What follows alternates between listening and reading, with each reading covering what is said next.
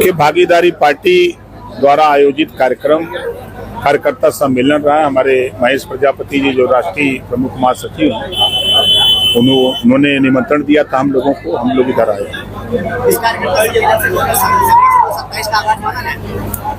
देखिए, आपने सुना होगा कि 22 फरवरी को आजमगढ़ में कार्यक्रम हम लोगों ने किया था, तो वो चुनावी शंखनाद था और 10 विधानसभा से आजमगढ़ के लोग गए थे। और इसी तरह का कार्यक्रम अब हम लोग हर विधानसभा में ब्लॉक वार छोटा छोटा कार्यक्रम कर रहे हैं, ताकि लोगों को इस बात का पता लगे कि हमारा हक कौन लूट रहा है, हम जिसको वोट दे रहे हैं वो हमारे लिए क्या कर रहा है। ये जानकारी तो उनको होनी चाहिए ना। आज यहाँ जब हम यहाँ आजमगढ़ में मूवमेंट फैलाने के लिए आए तो समाजवादी पार्टी के नेताओं की गुंडई से लोग दुखी थे। हमने कहा भाई ये गलत बात है। अगर किसी गरीब की जमीन है उसको आप कब्जा कर लोगे, आपके खेत के डांडे पड़ा है तो आप उसको नहीं जोतने दोगे। ये तमाम शिकायतें मिली। यादव समाजवादी पार्टी का नेता अपने भाई की जमीन कब्जा कर लिया तो छोड़िए, वैसे लोग हमसे मिले, उनकी जमीन हमने उपलब्ध करवाया। 3 दर्जन से ज्यादा ऐसे लोग मिले। तो सबको ये लोग परेशान करते हैं और वोट चाहिए इनको। तो हमने कहा है कि यहाँ खाली यादव, कहते हैं ना कि सपा का गढ़ है, तो खाली यादव नहीं रहता है। यहाँ हर जाति धर्म के लोग रहते हैं, यहाँ हर जाति धर्म और समाज के लोग रहते हैं और सभी लोगों का ये आजमगढ़ है। आज अखिलेश यादव ने भी महारैली की है गौतम बुद्ध नगर में, इसको आप कैसे देख रहे हैं? देखिए,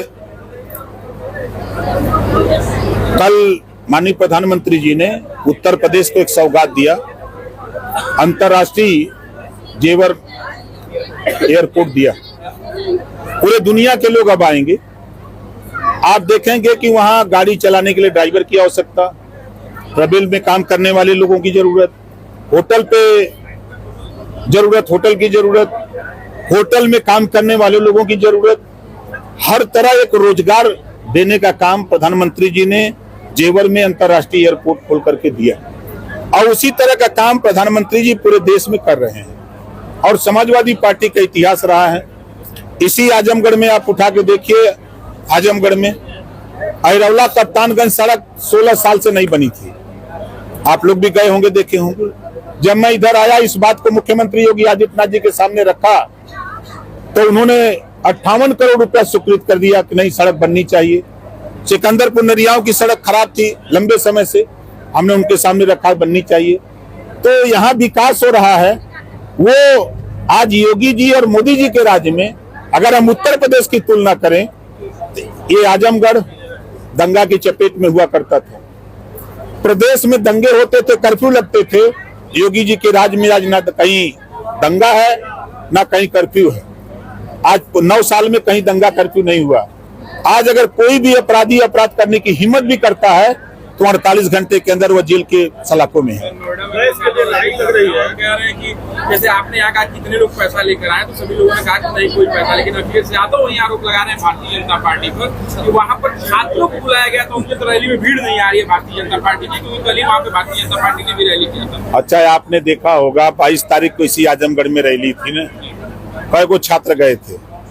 और यही हम कह रहे हैं कि आपके यहाँ हजारों लोग हैं ना, कई को छात्र हैं इसमें, उनके यहाँ कहाँ से आजमगढ़ पता करेंगे तो यहाँ से लोग नोएडा गए हैं। आपकी सहयोगी पार्टी जो भारतीय जनता पार्टी, उस पर डायरेक्ट निशाना साधते हैं जैसे। देखिए, अगर वो कहने लगे कि समाजवादी पार्टी ये कहने लगे कि भारतीय जनता पार्टी मोदी जी अच्छा काम कर रहे हैं, योगी जी अच्छा काम कर रहे हैं, तो न के वोट दे, कोई वोट दे। इसके लिए लाइन लग रही है और आप कह रहे हैं कहीं कुछ ऐसा नहीं। देखिए, नहीं, विरोधियों की साजिश नहीं है।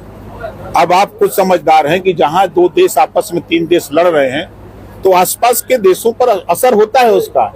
कहा यह जा रहा है कि आप संयम से, धैर्य से काम लीजिए, गैस आपको मिलेगी, आप घर में स्टॉक मत बनाइए, ये बात कही जा रही है। सर, जिस तरह से आजमगढ़ में सपा का गढ़ है और समाजवादी पार्टी का कब्जा है, आप ताबड़तोड़ आपकी जनसभाएं और इस गढ़ को गढ़ी बनाने का दावा कर रहे हैं, तो 2027 से पहले किस तरह से आप करना चाहेंगे? आपको इसी आजमगढ़ के धरती पर, आजमगढ़ शहर में 50,000 आजमगढ़ से महिलाओं को जुटाऊंगा और उन्हीं को झाड़ू व बेलना थमाऊंगा और समाजवादी पार्टी का सफाया कराऊंगा। प्रकाश सिंह जी वो कहते हैं कि आपको पता ही नहीं है कि उसके विभाग में क्या हो रहा है, वो खुद लोडर हैं, लोडर क्या लीडर से पूछेगा? वो तो लोडर है ना, जैसे उनका मालिक कहेगा वैसे वो करेंगे, वैसे बोलेंगे। वो लोडर है, मैं कह रहा हूँ वो लोडर हैं। लोडर की क्या हैसियत होती है पार्टी में? ओम प्रकाश की तुलना करने निकले हैं, भुला जाए। हमें मैदान चल रहे हैं, चुनाव आ रहा से 27 का ना जीत लेंगे। पंचायत चुनाव को लेकर जिस तरह से संशय बना, देखिए हाई कोर्ट में मामला गया, 121वें नंबर पर वो डेट पड़ी थी, मतलब डेट थी और क्रमांक था 121, लेकिन सुनवाई नहीं हो पाई। तो इस हफ्ते जज ने कहा कि इस हफ्ते अगले हफ्ते सुनवाई होगी। सर बिजली विभाग ने स्मार्ट मीटर लगाया गया, स्मार्ट मीटर को लेकर जनता की बहुत शिकायतें आ रही है, उसको लेकर आपकी सरकार और आपकी पार्टी के द्वारा क्या प्रयास किया जा रहा है? देखिए प्रधानमंत्री जी ने प्रधानमंत्री सूर्य घर मुफ्त बिजली योजना, अभी उसका प्रचार प्रसार लोगों तक नहीं पहुंच पा रहा है।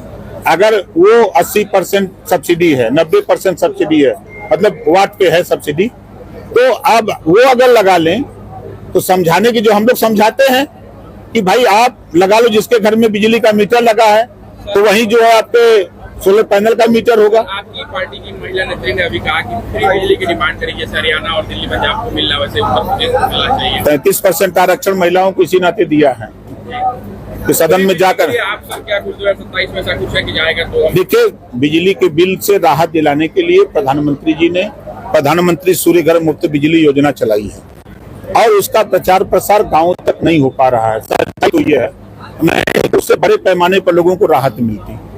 जिन लोगों ने लगा लिया वो राहत ले रहे हैं। अब प्रदेश में देश में लोग ज्यादातर लोगों को अशिक्षित बना के रखा वोट के लिए खाली। अगले महीने 5 राज्यों के चुनाव है, उसको किस तरह से देखेंगे? अब देखिएगा ना, जैसे हरियाणा का चुनाव हुआ, राजस्थान का चुनाव हुआ, महाराष्ट्र का हुआ, दिल्ली का हुआ, बिहार का हुआ, वैसा ही वो होगा। अब छोटी छोटी पार्टियां सर जो आपके साथ जुड़ रहे हैं, भारतीय जनता पार्टी, पार्टी, पटेलों की पार्टी, इन सभी पार्टियों को जोड़ करके पूर्वांचल में एक अलग राजनीति खड़ा करने की कोशिश? नहीं, हम लोग अपने वोटरों को समझा रहे हैं कि जो लोग भ्रम में हैं, जो किसी दल में हैं, वहाँ उनको क्या मिल रहा है। अगर कुछ मिला हो तो बतावें। यहाँ तो हम लोग सरकार में हैं, थाने पर पैरवी कर दे रहे हैं। किसी गरीब को कहीं अगर सताया जा रहा है तो पैरवी हो जा रही है। कोई अगर सपा का नेता जमीन कब्जा किया हुआ तो उसकी जमीन छोड़वा दे रहे हैं। कहीं मुकदमा नहीं लिखा जा रहा है तो वहाँ भेज करके मुकदमा लिखवा दे रहे हैं। तो यहाँ तो हम लोग ये कर रहे हैं और वहाँ क्या मिल रहा है? समाजवादी पार्टी की सरकार थी तो गुंडों की सरकार कही जाती थी, गुंडा राज कहा जाता था। लेकिन आज योगी जी का शासन है, अब सारे गुंडे या तो जेल में है या तो जमीन के अंदर चले गए। समाजवादी पार्टी अब कांसीराम को अपना बनाने में लगी हुई है। कासगंज का नाम कांसीराम नगर था, बहुजन समाज पार्टी की नेता मायावती ने बनाया था। उसका नाम बदल करके अखिलेश यादव जी ने उसका नाम फिर कासगंज किया। इतना प्रेम था, वही अम्बेडकर पार्क में इतना प्रेम था कि 2012 के पहले सपा के लोग बोलते थे कि हमारी सरकार आएगी तो हम वहां शौचालय बना देंगे।